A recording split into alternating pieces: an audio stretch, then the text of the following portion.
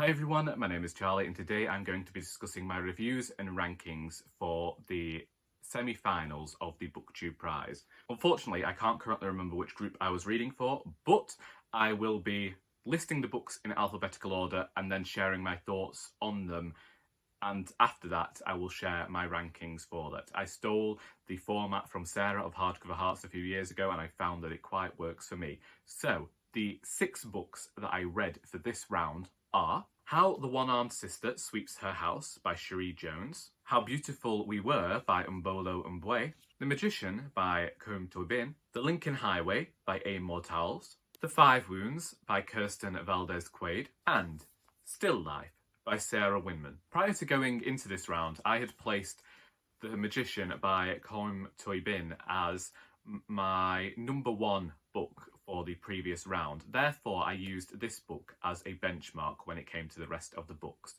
And also, because I did share my thoughts on this book in my previous video to do with the Booktube prize, I won't be sharing many thoughts on this one today. Let's begin with How the One-Armed Sister Sweeps Her House by Cherie Jones. When Lala is a child, her grandmother tells her a cautionary tale about a young girl who lost her arm. In the blurb, it said that Lala sees this not as a cautionary tale, but as a tale of hope.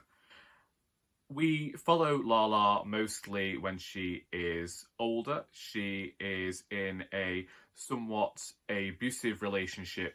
There is a thread of tension that runs throughout this. Her partner has committed a somewhat horrendous act involving another character whose story parallels Lala's, and we read a novel as all of these things come to a head. I didn't end up gelling with it. As much as this has some rather dark and powerful themes at its core, I can't say as I felt like the writing was there. I don't know what it was about the quality of the prose that I did not particularly care for. Indeed, a lot of this book I have actually forgotten since I read it, and it does seem somewhat disingenuous to then try and review this book. However, it has only been about a month since I read the book, and I feel like more of it should have lingered with me, as other books here have done. I know that there were so many violent images within the prose that helped serve to emphasise the tragic situation that Lala had found herself in, and I appreciated that the author showed us how this came to be. And in such a short book, I appreciate the brevity and the concision that Jones employed. There were even times within the book when I was liking the prose that I was reading. However, this was not consistent, and I suppose that might be what my problem is. I found that there was a lack of consistency in the writing style, which ultimately saw me as the reader pulled out of the tale. Since the Booktube prize was announced, I have gone on to discuss this book with friends of mine who had alternative opinions to what I had, and I still can appreciate their views on the novel and recognise that maybe it just wasn't for me. I think that the themes that the author discussed within the text are written in such a fashion as to further discussion within readers, and I think that this would be a good book club book for people to discuss the themes that the author has begun to talk about within here.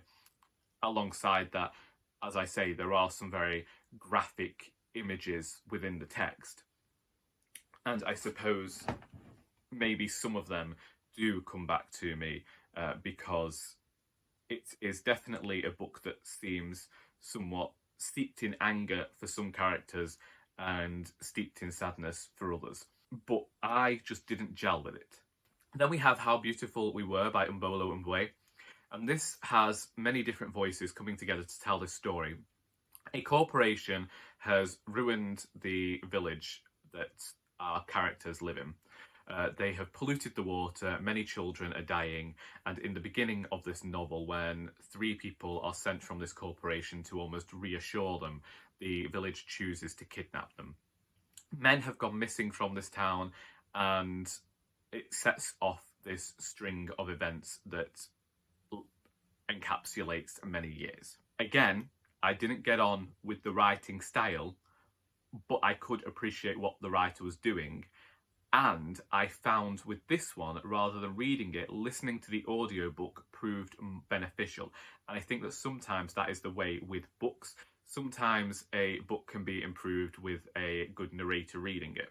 However, while I could recognise the plight of the characters within the text, there was something that did leave me feeling less involved within the tale, and it did take about 150 pages for me to see this point before I felt any sort of connection to the characters, because I feel as though when you're writing this novel where we go from all these different people's heads, it doesn't allow the reader time to ingratiate themselves with anybody and find their way into the story. So it constantly felt as though we were reading the records of different characters over 150 pages. It was more of a case of reaching this point like, right, so who are you and who are you and what have you got to do with the story? And it was a lot of guesswork going on.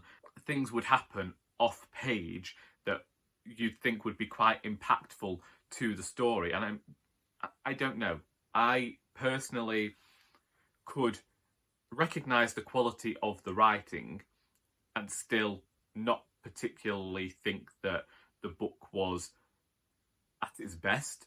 And I understand the need for these multiple voices within the text, and I often like a multi-voice narrative.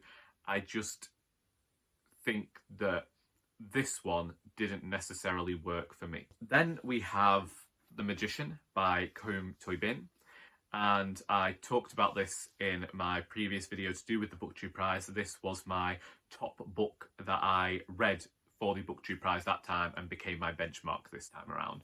I very much adored the quiet tone that the author took with this book and thought that it was marvellous. Anything dramatic that did happen on the page, but was reacted to in a way in which these characters would react. And I think that something about this author is that he matches the tone to the characters, so that it's almost as though it's very fitting to the character's life as well, and it feels appropriate and was magnificent. Then we have The Lincoln Highway by Amor Towles, a very hefty book and one that I was thoroughly entertained by. This is a book in which if something can go wrong, it will go wrong, and also reads like an American road trip of this era that you would see in some film of the time, following these youths as they attempt to be adults, whilst also shedding a light on the poorer people within the American nation, whilst also having this touch of the mythology to the prose. There is a friendship and a rivalry between two of the main characters within this. So you have Emmett, who has been released from this juvenile detention facility for reasons that we come to know within the novel. And then you have Duchess, who is stowed away in the warden's car alongside a friend of theirs because they are fed up being there, and they have heard that Emmett will help them provide a way out. Throughout this novel, you get to hear more about where these characters originated and what saw them placed in this juvenile detention facility anyway, and the reasons that they want to travel across the US. Here is a book in which there are different voices, but there is an immediate connection with the characters. The connection was there due to the fact that there was a strong character voice. So I guess I am saying that about Imbolo and Mbue, that there was a lack of a strong character voice in there. And so this led me to feeling more confident in the writer's ability. It's the storytelling as well. The characters have very clear goals. And this book reminded me of the Angela Carter documentary that I talked about at some point within the last few months, in which she apparently told her students, write something and then have it go in the complete opposite direction. And so with this book, what the author does is show us the many different pathways that the story could have taken, due to the fact that, as I say, anything that could go wrong would go wrong. and it led to this thrill of the novel as to what was going to happen next. It's almost like that scene in the Disney cartoon, the 101 Dalmatians film from 1961, I think it was. And the puppies are watching something on the television, and it ends on a cliffhanger with the dog. And that is how this book was. Every single chapter was just like, right, so what could go wrong next for these people? And it was sometimes them working against each other themselves. And it became this almost cat and mouse chase between Emmett and Duchess. It reminded me of Patricia Highsmith at times, and near Strangers on a Train type thing. But rather than actually committing any sort of murder, these people are just trying to improve their lives. It discussed this fairy tale that we have in our heads when we think what adulthood's going to be like. And it also talks about how one mistake can change the course of an entire person's life. I just very much adored the voices in this novel as well. There was something like a modern day Steinbeck in terms of the voices, despite the fact that the novel is set near 70 years ago now. I wholeheartedly enjoyed this one. The next book we have is The Five Wounds by Kirstin Valdez Quade. When I was looking up this book, I believe that this originated as a short story in 2009, and when I was reading this book, I felt as though I could tell that the author was a short story writer, because oftentimes a good short story writer will recognise the value of words on a page, and I felt like that with this book.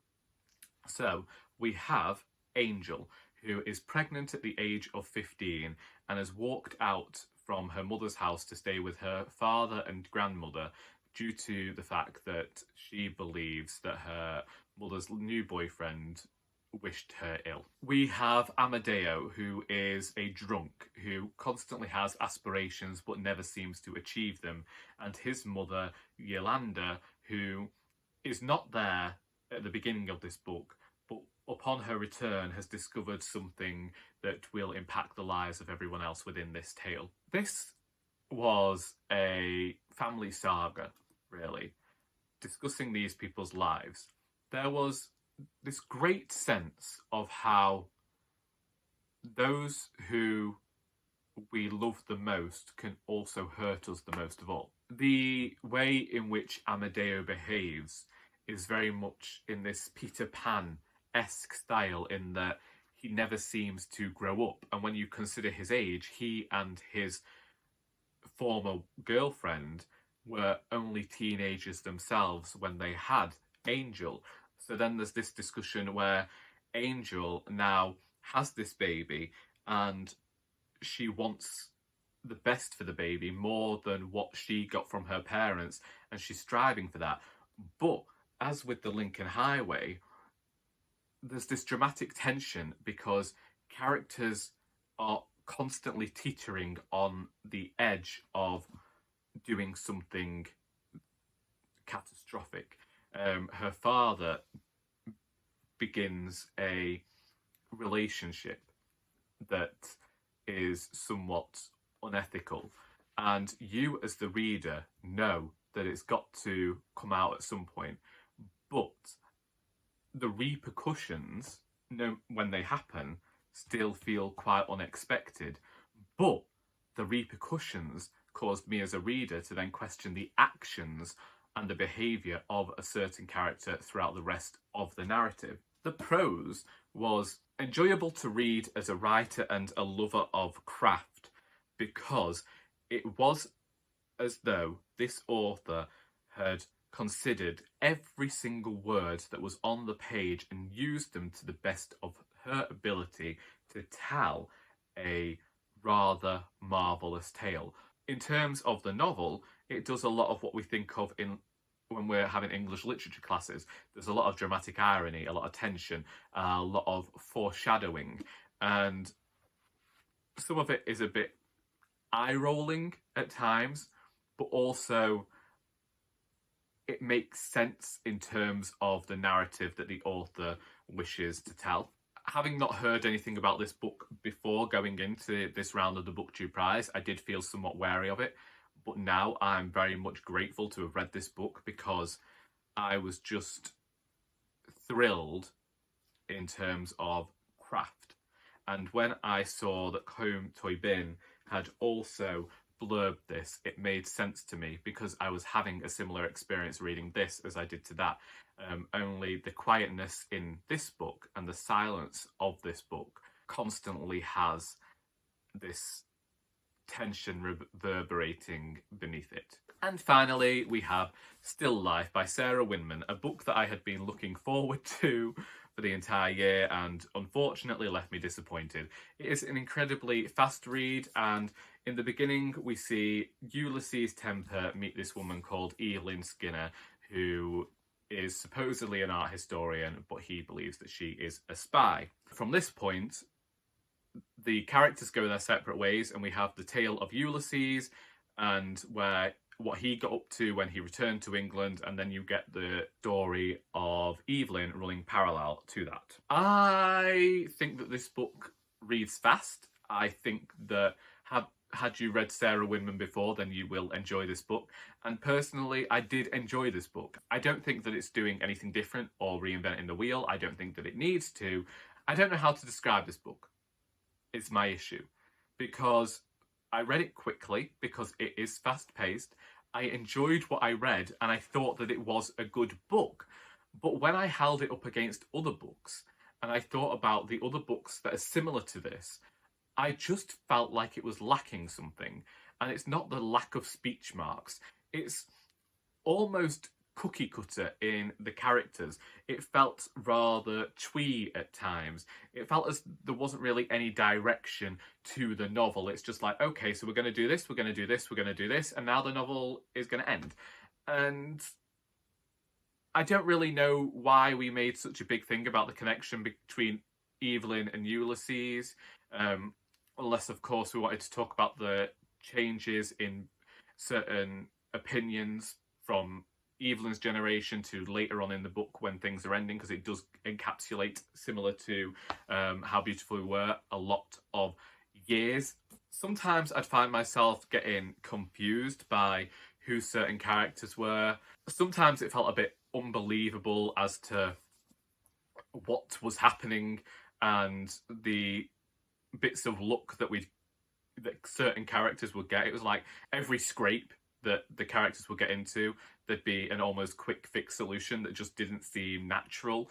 And I don't know, maybe it was a book that was going to be talking about the good of humanity, and I just don't believe there's good anymore. But yeah, it felt very serendipitous throughout the book, fortuitous for the sake of being fortuitous, and just didn't seem like that would actually happen. Anyway, that's my thoughts. So let's get into the rankings of these books. Coming in at number 6, we had How the One-Armed Sister Sweeps Her House by Cherie Jones. It shouldn't come as a surprise to anybody, really. Then we have Still Life by Sarah Winman. Whilst I recognise that I like the story, I don't actually think that the prose is on a par with the rest of the books here, and it did feel somewhat like a nothing of a book. Then it was How Beautiful We Were by Imbolo and Mbue.